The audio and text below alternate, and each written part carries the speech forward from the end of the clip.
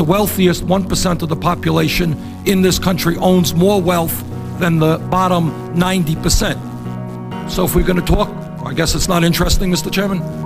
Capitalism is great, but there's so much greed and so much money goes outside of this country that they've become criminals. You know, I've been saying this for 20 years, and he's saying the same exact thing that I've been saying forever, so I'm here to support Bernie Sanders. Frederick Douglass said it right: freedom is never given to you.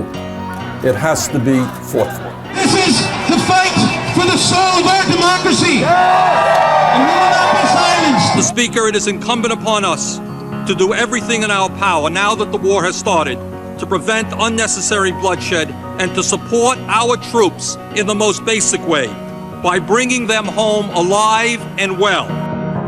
He's the candidate that I've wished for my entire adult life. We deserve to have our tax money pay for things that we need, like better infrastructure, better education, and not wars. Because right now, 61% of our taxpayer money goes towards wars that I don't think our country really wants to be involved in anymore. Bernie says, dream big, we can have it all. Stop giving the money for perpetual war.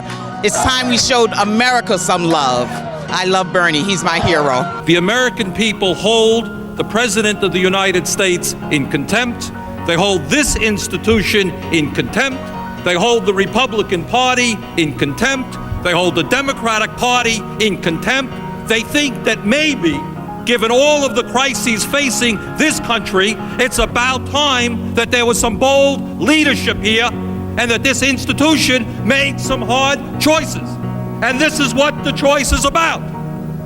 We are spending $270 billion a year on the military, but we don't have a major enemy. I used to get gassed when I was a teenager demonstrating against the Vietnam War.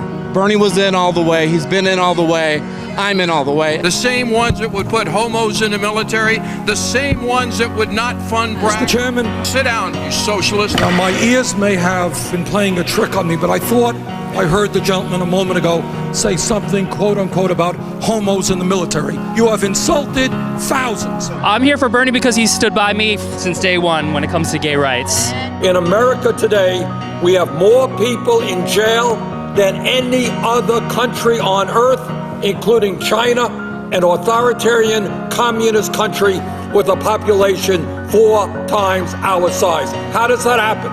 I work in criminal justice reform. He's the only one who's truly committed to decreasing over-criminalization and mass incarceration. He hasn't accepted any donations from private prisons.